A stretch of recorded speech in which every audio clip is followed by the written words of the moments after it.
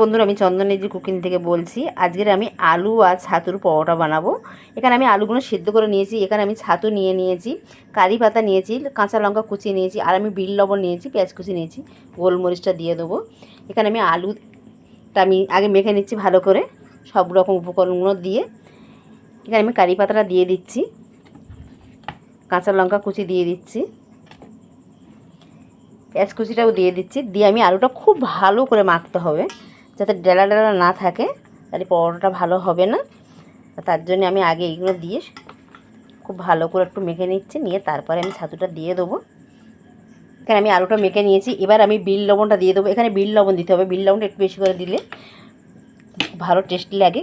তা আমি এমনি লবণ দিলাম না, বিট লবণ দিয়ে এখানে গোলমরিচের গুঁড়োটাও আমি দিয়ে দিচ্ছি। এবার আমি পরিমাণ মতন ছাতু দিয়ে দিচ্ছি, ছাতু দিয়ে খুব শক্ত করে মাখতে হবে। তা আমি ছাতুটা দিয়ে খুব ভালো করে মেখে নেবো, আর এটা হাত দিয়েই মাখতে হবে। এখানে আমি ছাতুটা দিয়ে পুরো রেডি করে নিয়েছি। এটা এরকমই থাকবে, এটা শক্ত করে মাখতে হবে। তা এটা মাখা হয়ে গেছে, এটা আমি সরিয়ে হাতটা ধুয়ে নিয়ে এই আটাটা মেখে নিচ্ছি। এখানে আমি বেশিটা আটা নিয়েছি আর কমটা ময়দা নিয়েছি। এখানে আমি তেল ঠেলে আমি কিছুই দেবো না, শুধু আমি সাধারণত নুন দিয়ে দেবো। নুনটা দিয়ে আমি ভালো করে মেখে নেবো। এখানে অল্প অল্প জল দিয়ে আমি খুব ভালো করে ডো বানিয়ে নেবো। এখানে আটাটা আমার মাখা হয়ে গেছে, আর পুরো খুব সুন্দর করে ডো বানিয়ে নিয়েছি। আর এবার আমি লেচিগুলো কেটে নেবো, ছোটো ছোটো করে লেচিগুলো কেটে নিচ্ছি। এরকম মানে দেখো একটা রুটির মতন করে আমি করে নিচ্ছি।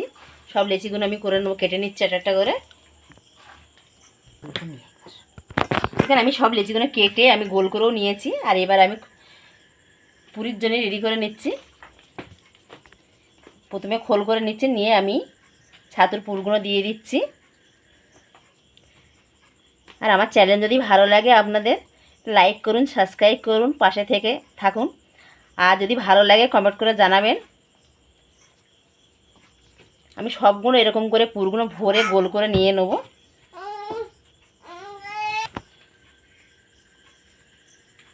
এই পরোটাটা জলখাবারের পক্ষে খুবই ভালো, সকাল বিকেলে জলখাবার খুব ভালো লাগে।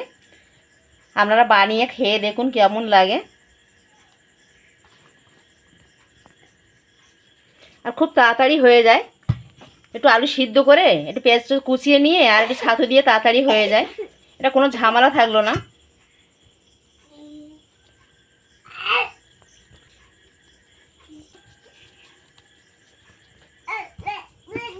এখানে আমি সবগুলো করে নিয়েছি, এবার আমি বেলে নেবো।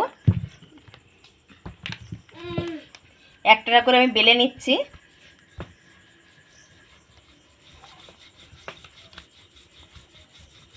এখানে আমি এরকম করে সব বেলে নেব, কিছুটা বেলে নিয়ে তারপর ভেজে নেবো, নিয়ে আবার বেলবো, নাহলে একসাথে সব রকম বেলে লেগে যাবে তলাইতে।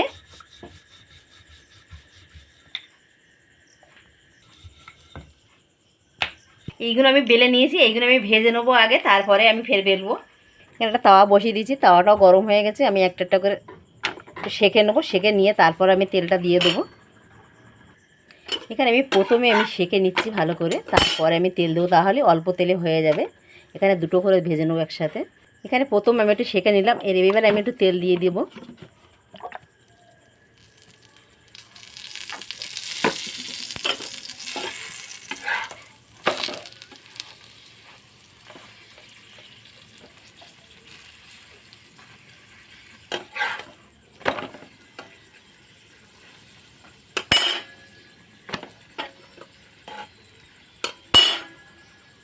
পরোটাগুলো দেখো ফুলে কত সুন্দর ফুলছে, পুরো রুটির মতন ফুলবে পরোটাগুলো। তাই পরোটাগুলো আমি এইভাবে ভেজে তুলে নিচ্ছি। এখানে হয়ে গেছে পরোটা দুটো।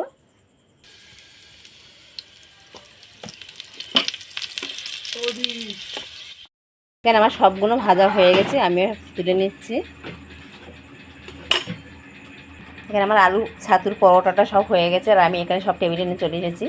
তা প্লিজ বন্ধুরা, আপনাদের যদি ভালো লাগে আমার চ্যানেল লাইক করুন, সাবস্ক্রাইব করুন, আর কমেন্ট করে জানান। নমস্কার।